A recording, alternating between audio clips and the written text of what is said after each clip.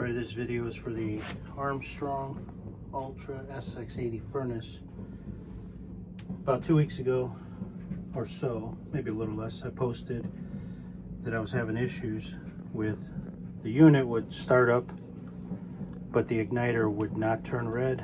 So no gas would release, burners would not come on, house would not heat up. Thought it was the igniter. I had replaced it a couple years ago, bought a new one. That didn't fix it.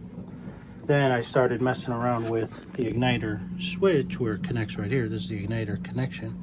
The igniter runs down, comes down and goes inside there. But the igniter switch, I noticed, has a lot of play. See how that play in there? That should be no movement in there. So when I just let it sit, the igniter wouldn't catch. If I pressed it in or pressed it out, it would click, the igniter would light up, gas would release, house would heat up. So this is a original gas valve from when the heater was installed a while back. So I went ahead and bought a new replacement valve off Amazon, about $300. It's an upgraded version. I have that. I'm going to install it today. Just going to show you. I'm not a professional, so this is just me talking. I'm not a professional HVAC guy, but I have done quite a bit of HVAC work. What you have to do, of course, kill the power. Got the power off. Shut off the gas that feeds the gas valve. That's off. Turned off the valve itself right here. Got a little on-off area. That's off. And now take apart the union right here. That will allow this gas pipe to spin. Spin that out. Once that's free, take off here. This feeds the pilot. That's the gas for the pilot. Disconnect the igniter. And one more connection back here. So I'm going to go ahead and pop those off. So those are my electrical connections. And this was a part inside there that started coming loose. The little terminals were not making a good connection. Once I got all that off, then I can, it's 4, 1, 2, 3, 4. Take that off. That frees up the gas pipe here that feeds the burners. And then I can spin it out from here. And both of those gas pipes will be out. The pilot will be out. The connections will be off, and this will be free. Then I'll just put in a new one, same way. And I'll come back and show you what it looks like when I'm done. I'm not going to record it all because, like I said, I'm not a professional. I'm not the fastest guy, so I don't want to take a hour video with you guys watching. But I showed you everything that has to be done, and I'll come back and show you what it's like.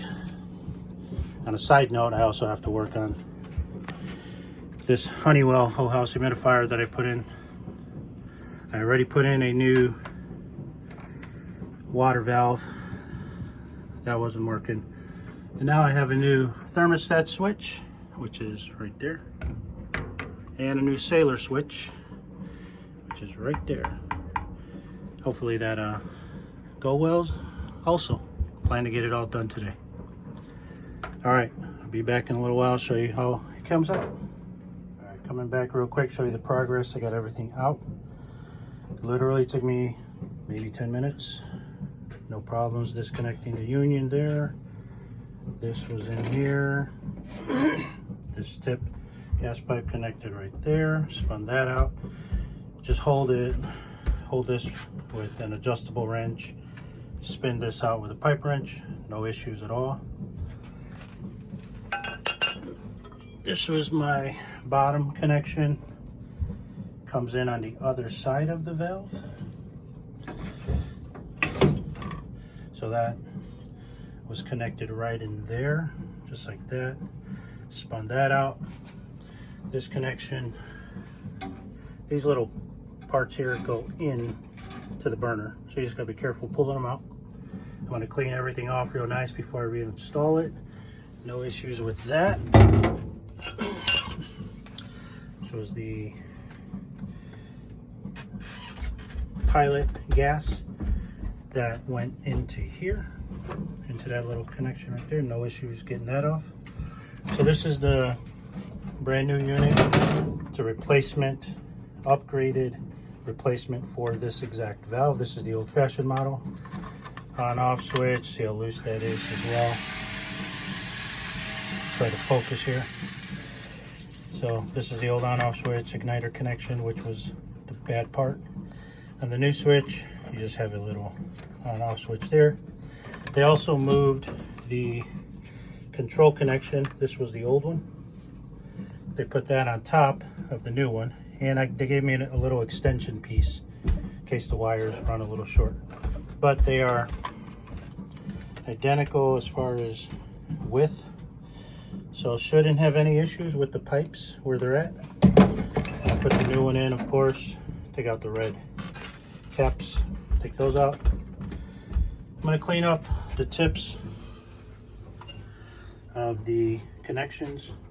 I'm going to get all that crud off of there. Put some fresh pipe dope on there, made for natural gas, and reconnect everything.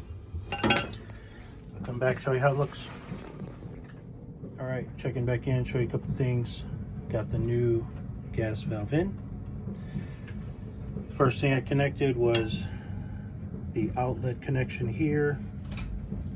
That feeds the 4 gas burners with gas.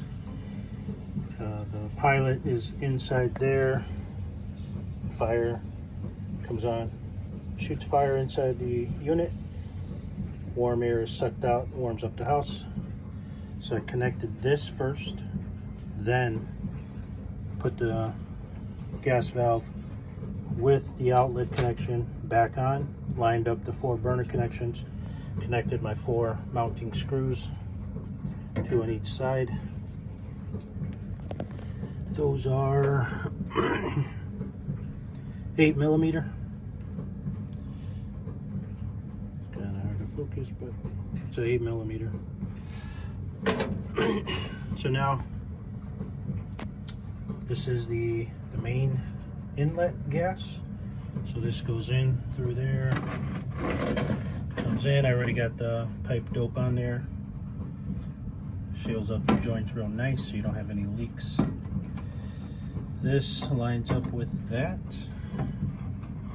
Start turning that in. That's going to go in there. That pipe dope gets spread around in there to prevent leaks. Make sure you put a good amount on there. Then you want to keep going with your hand tightens. Eventually I'm going to need my pipe wrench. I'm going to hold this here with a adjustable wrench, just like this. I'll hold that, turn the main one turn this one with my pipe wrench, tighten it up to the point where these line up. So as you can see, I have to keep spinning. It's going to land around here, then those two will line up, connect my union. Electrical connections. Here's my igniter. This is a brand new igniter that I bought because I thought it was the problem. That snaps in right there for the igniter switch. Nice solid connection there. Now the old unit, these control connections connected right on the side.